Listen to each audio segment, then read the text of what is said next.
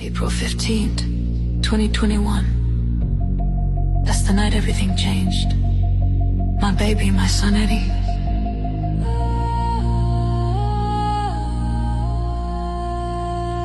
He got a call from his baby mother, crying on the line. Said her baby father outside kicking on the door this time. Eddie jumped up, no fear in his soul. So ma, I gotta go, and I said we riding, let's roll. We all pulled up to her parking lot. He called Danny to have his back. His brother, his right hand is clean. Me and my daughter went upstairs to check on her. She was good at danger, thought the storm was over. I said, let's go. Never knew that drive would be the last time I see my son alive, alive, alive, alive. I told my daughter, call Eddie, tell him I'm turning back around. Bringing baby mother to my house, made it to my house. Call my son from the lot, don't come home late, she's pregnant. What's going on? My name is Marcus Whitley, and yes, this is Good Behavior.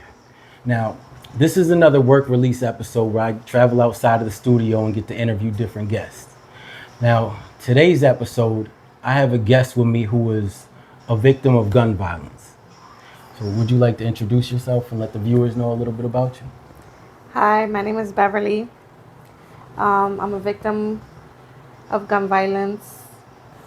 So how were you affected by gun violence? I was affected by gun violence.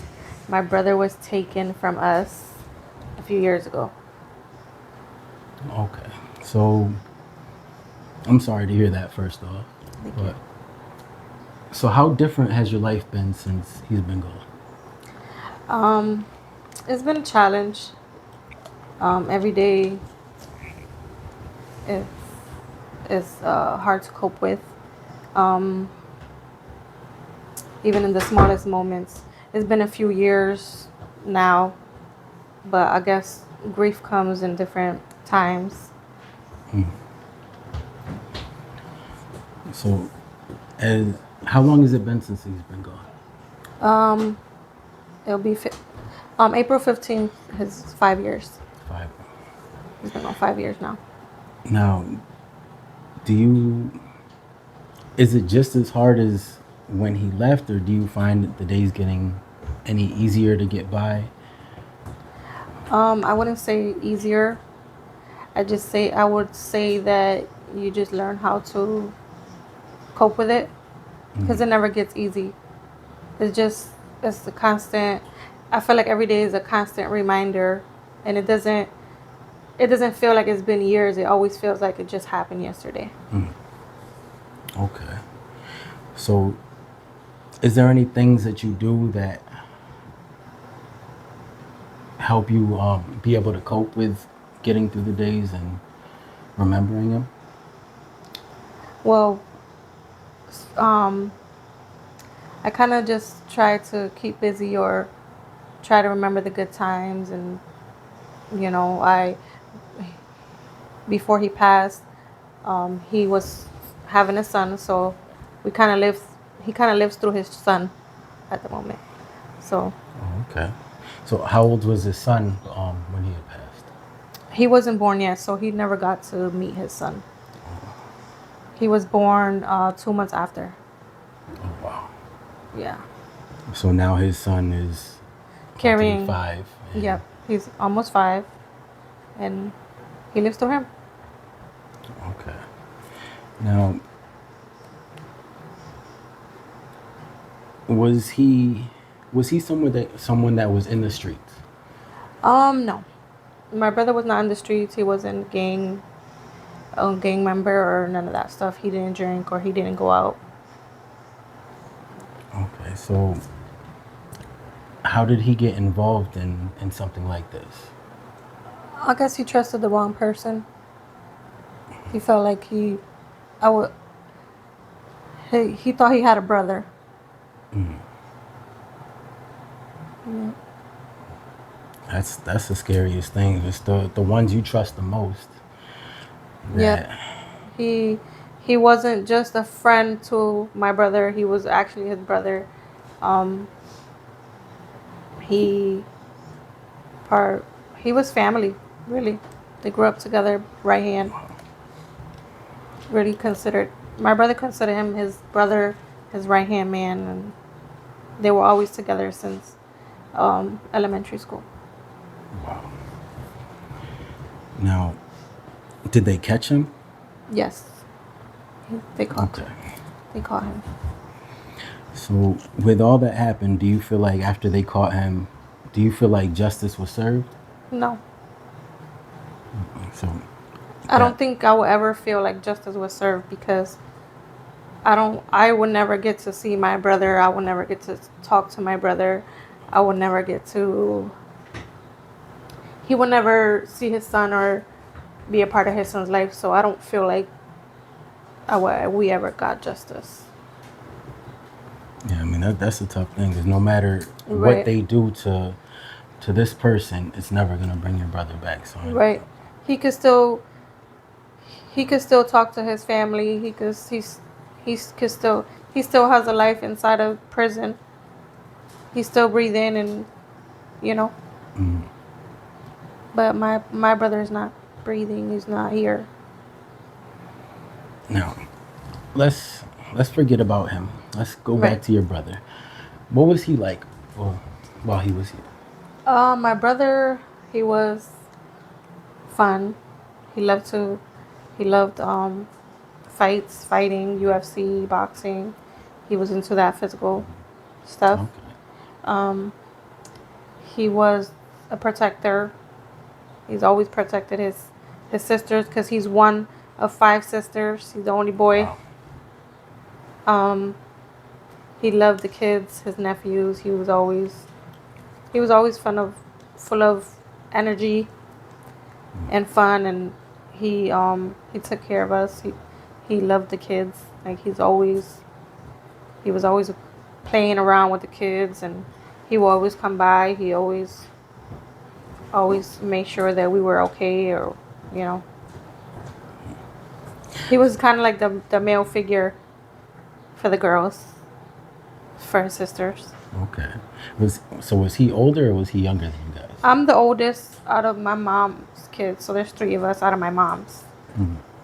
and he's the second one. So he's Oh, okay. like 2 years younger than me, I would say. Now, do you see a lot of him in his son? Oh yeah, yes. His son has his everything. He has his characteristics, his energy. He's just like, it's just like watching him all over again. Grow up, like it's just like everything. It's a constant reminder of like, that's my brother.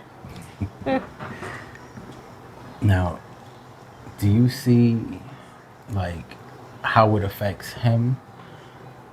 I mean, it might be a little bit different because he never met him as opposed to if he did meet him and then lost him. Right. Yes, I see a difference. He knows. We've always showed him. We've always talked to him. So he's very aware of his father, who his father is, and who his father was. And believe it or not, as young as he is, he feels it because there's times that he's woken up and he was crying, and he's just like asking like for his dad, or like there's times that he's been emotional about his dad and things like that. So he knows. Okay. So, are there any things that help him be able to cope with it? Like any things that he does or you guys do with him to be able to help him get through it? Yeah, we kind of like tell him that even though he's not here physically, but he is here spiritually, so he can still talk to him, and we tell him he still can hear you. You know, he's always with you. You're never alone. Okay. So he talks to him and things like that. Okay. Now, I know you said you just had the 5-year anniversary. Are there Right. any traditions that you guys do each year of his passing? Yeah. So usually each year we do a balloon release. So we kind of go and we meet up, family and friends. We meet up at they have a memorial for him right in front of his house where he used to live at. Okay. and we kind of go over there to celebrate. And we let out some balloons. We all get together. Sometimes we'll have even dinner or even hand out dinner to the community in the area. Oh, nice. Yeah. So you guys are giving back at the same time. Yeah. That's a nice way to honor and remember his name. Yep. Now, are there any goals or dreams that he had? Yes. So one of his biggest things was that he wanted to be a father to a boy. He wanted a son so bad. Okay, I think that's And- every man's. Yeah, he wanted a son so bad. That's all he ever talked about was like he wanted a little boy. He wanted a boy, and I think his goals was being the best father he could be. Being that we didn't really grow up with. We had a rough growing up and things like that. So his mission was always to be the best man he could be for his family and his kids. And he also was into fighting, so he used to train for like UFC and things like that. Oh, nice. So he was always into fitness. Yeah, he loved the fighting aspects. Anything that had to do with fighting, he was there. Well, I'm sure his son will take that on as he gets older. Yeah, I hope. Well, yeah, that was one thing that he wanted to put his son into boxing or something. Okay. And he loved to ride motorcycles. That's why he has a motorcycle right there. Okay. Yep. So was he in any of the bike crews, or he just like? No, he was always just him. He wasn't into crews or nothing like that. Okay. So back to when you said like he was never involved in the streets or around guns or anything like that. What kind of things was he into? Like was he in school? Was he working? He was working, and right before he passed away, he had got like this new job or it was kind of like a job that he was really happy about getting, and I guess he was trying to get into that position for a while, and he finally got the opportunity to get the job, and he was supposed to start working the next day. Yeah, so he was working, and he was really focusing on starting his family and, Okay, so he's always getting his been- life together and hanging, like, just, all right, I'm going to be a family man. Now I'm having a kid. I have to focus on that. Okay. So he always had that goal and that dream of wanting to be Having a his own man. family, yeah. Okay. Yep. And do you think that was because like being raised with all girls made him want? I would say I think that it was our upbringing. Okay. We had like a rough upbringing. Now, is there anything that you would want to let the viewers know about just being a victim of gun violence and just how it affects more than just the victim alone? Because people don't understand that when you shoot somebody, it's not just affecting that one person. You have that person's family, their friends, and everybody else that it affects at the same time. And people don't understand that. Right. I feel like it doesn't only affect the victim's family, it also affects their family too, because me and my mom look at it as like we lost our son, but his mother also lost her son too. Mm-hmm.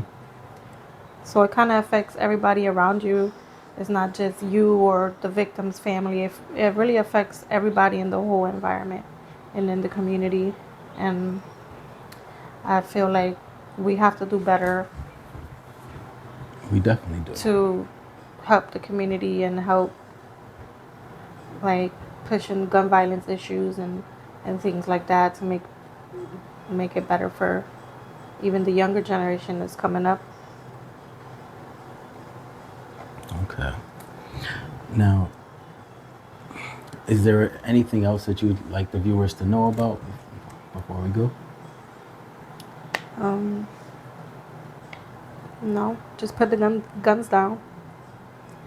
I mean, that's important. There's nothing Right. that you can't settle with your hands or your words. Exactly. It's never. It should never ever be to the point where you have to take somebody's life and ruin that person's life, or end that person's life and ruin your life as well too. Hmm. Because you took his life, but you ruined yours too. Right, and people don't. I said they don't see the seriousness of it until it's too late. Until it happens. Yeah. And then now they're sitting there crying because they're in a situation they can't get out of when they just acted off an impulse instead of taking the time to be like, do I really want to do this? Right. But again, I'm sorry for your loss, and I'm glad that we were able to talk about him and celebrate him and Thank you. just let people know that he was a good person. He wasn't somebody that was in the streets Yeah, and he was still he a wasn't. victim of it. Right. So you never know who it can happen to. Like, nobody's above gun violence, or even if, as you said, it was somebody he thought that was his brother. And that's a scary thing. Right. But Absolutely.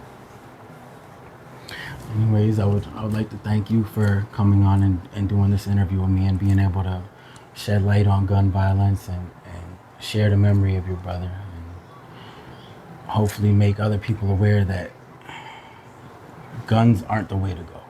No. Thank you. Of course. Now, my name is Marcus Whitley, and this is Good Behavior. So until the next episode. He said, okay, mother, I'm at your sea house. I'm with Danny, I'm good. Those are my babies. For more episodes and info, you can find me on all social media at I Am Marcus Whitley, and find any of my books, Both Sides of the Street, Choices and Consequences, Greatness Under Pressure, and Battling Demons, all on Amazon. Make sure you like and subscribe to the channel.